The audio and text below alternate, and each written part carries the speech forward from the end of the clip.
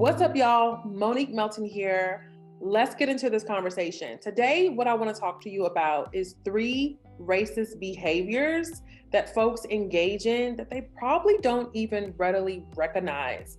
And if they do, they probably don't even call it racist, because we know how folks feel about racism and being identified as racist, and that's a whole conversation, and we're not even getting ready to get into that.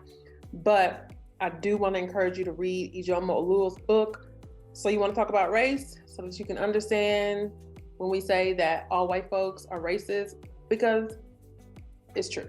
All right, but let me just say this too. That is not an indictment on your character.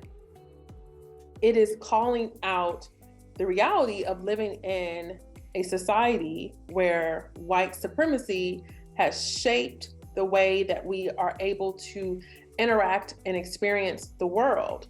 That goes for white folks and the unearned privilege and access that you have, and that you're able to avoid certain things, you're able to have certain things. And it goes for Black folks who also receive unearned consequences and outcomes because of these same structures that benefit some and oppress others. And when we're talking about white supremacy, folks get really worked up, because often when you think about white supremacy, or when you think about what you were taught about white supremacy as a child, it was this like really big bad thing, especially a big bad thing in the past. And it was folks saying derogatory terms, and it was folks who were enslaving Black people, and it was the KKKs and all these types of things. Yes, that is an expression of white supremacy for sure. And there's far more to that discussion. And intentionally leaving that out allows for these racist behaviors to go unchecked, and also to go unidentified as white supremacy. When we bring it up and when we talk about it, folks have all kinds of reactions. But my hope is that when you have more awareness about something being racist, that you will then decide how to stop doing that thing and what to be doing instead. Then also work to repair the harm that you've done from doing that thing. So I want to share with you 3 racist things that folks do that they probably don't really even recognize that they're doing, or that they don't recognize is racist. All right. So the first thing is being scared of Black people. This one I could go in on this for so many different things.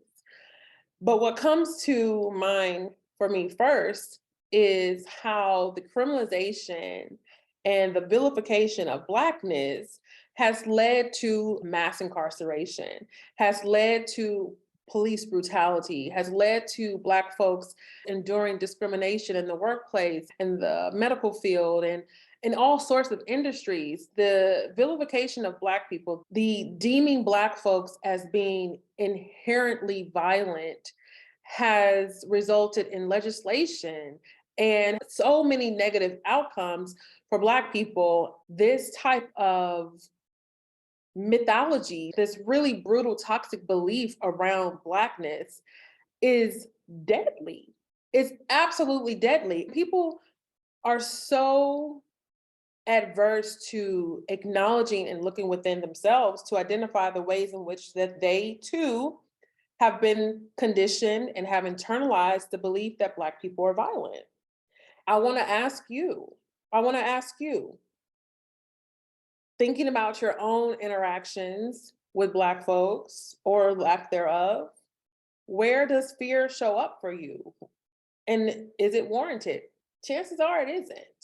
I'll never forget, I had a student in one of my classes who shared something with me, or shared with the class, about a fear that they had about Black people. And I asked, do you have that same type of fear with white people? She said, no. And I said, of all the people who've hurt you in your life, were any of them Black? No. But you're not afraid of white people? No. But those were the ones who hurt you? Yes. Does this make sense? No, it doesn't make sense.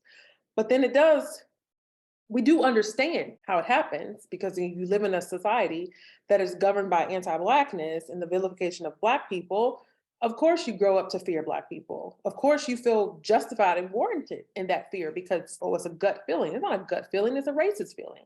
It's a racist belief. That's what it is. That's my first one. Okay, we can go on and on about that. But being scared of Black people is a racist behavior because that belief, that fear causes so many adverse outcomes for Black folks. It looks like when you have a Black boy who knocks on the door of the wrong house being shot in the head because the person claims that they were afraid, which we also know that is not the case in many cases, but yet they can enact on that type of belief because we know it is a very dominant belief about Black folks. And so folks can weaponize that even further to justify their racist behavior. Second thing, and there are many things, okay, but I'm just pointing out three. We have a course in the Shine Bright School community, where it's a part of the Shine Library, where you can learn about different racist beliefs. We actually have two parts to that class, and it's phenomenal. It's absolutely phenomenal. I absolutely encourage you to join the community and listen to that class, take notes, all those good things. Okay, so number two is when you are omitting certain Black people from your advocacy. It's absolutely absurd that there are folks out here actively working to oppress even more marginalized communities. And it affects Black people even more adversely. So I just want us to know and to hear it from me and from everyone else who's saying it, that all Black lives matter. Even the Black people you don't like, even the Black people who have beliefs that go against your religion, even the Black people who dress and wear certain things that you don't think they should be wearing, even the Black people who this and who that and who, whatever you come up with, all Black lives matter. Unfortunately, because of the multitude of systems of oppression that intersect, thank you for the language, Kimberly Crenshaw, Black folks often can be in communities with other Black people and be further harmed by those Black people who uphold those oppressive structures. So that can look like Black folks being in community with other Black folks, but then experiencing misogynoir in those communities, or experiencing transphobia or anti-fatness, all these different harmful things. And so we need to understand and make it very clear that all these different systems of oppression are rooted in white supremacy, and they are dehumanizing and killing us. It is to our benefit to eliminate all of them, and that means centering the most marginalized. Black liberation is for everyone. It is for everyone. It includes all Black folks, but it also includes folks who are not Black. Black liberation benefits everyone. And the authors of the Combahee River Collective statement tell us this, that once Black women are free, all of us will be free because every system of oppression would have been eliminated. So we center the most marginalized, and that's going to include many different Black folks who experience multiple systems of oppression, and many experience those systems at the same time. So all Black lives matter. So omitting certain Black people who don't fit your political beliefs, who don't fit into your perfectly constructed idea of what a person is supposed to be or how they're supposed to show up, is racist, is violent, is anti-Black. If you're Black and you're doing it, it's anti-Black. If you're white and you're doing it, it's anti-Black as well. It's racist and it's violent, okay?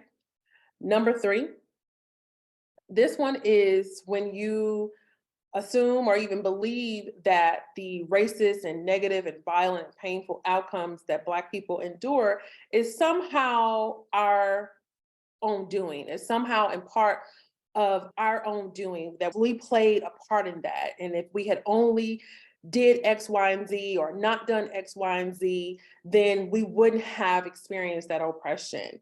And that's where we get things like the tone policing and respectability politics. It's all anti-Black. Never ever are Black people responsible for the oppression that we experience, period. Period. You'll never be able to convince me in any way that the oppression that Black people experience is somehow because of our own doing. It's just not. We hear this when folks say things like, "What were you doing?" Or "Were you polite to the police officer?" Or "Maybe you should have been dressed this kind of way." But this mentality of blaming the victim, blaming the person who experienced the harm, goes in multiple different scenarios, and it shows up, which it absolutely works towards the same thing, omitting the responsibility where it needs to be and absolving folks of the responsibility of actually treating people like whole human beings. When we seek to make excuses for or justify harmful behavior to alleviate people from the responsibility of doing better, all we're doing in that case is further perpetuating that system that permitted that person to engage in that way in the first place.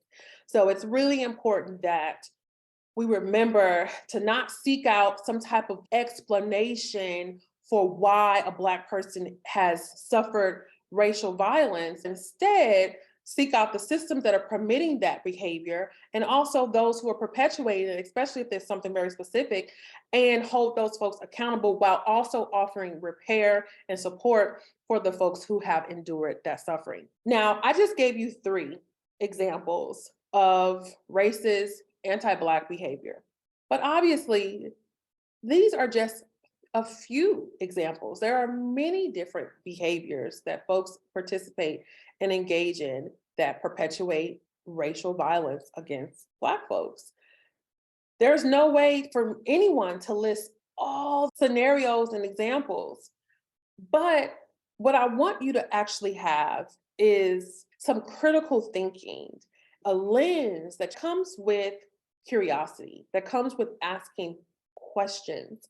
So I want to give you a question that you can ask yourself to help you have a better understanding of racism and how to point it out. Now, we go through this in a lot of detail in our different classes. So I definitely encourage you to explore the program Unity Over Comfort and also explore the classes in the Shine Bright School community, okay? But here's one question you can ask yourself. And that is, what am I assuming about this person? And is that assumption causing behavior that is harmful? And how do I know? So there's 3-part question. So it can be harmful, causing harmful behavior through discrimination, through legislation and laws that further enact and institutionalize violence, through some type of behavior such as like holding your purse tightly, staring, refusing to help, following in the store, like paying attention to that behavior and how does that behavior reinforce some type of belief or idea about a group of people that causes adverse outcomes for those folks. There are many different ways to go about creating and building a lens and having a critical thinking and a perspective to help you be able to identify and call these things out, which is necessary in order for you to commit to your daily practice of anti-racism. So I hope that you'll take this and you'll take action by thinking critically and putting this into your toolkit, but also continue on the conversation with us in the Shine Bright School. Okay, y'all? So thank you so much for joining today. And as always, keep shining brighter together.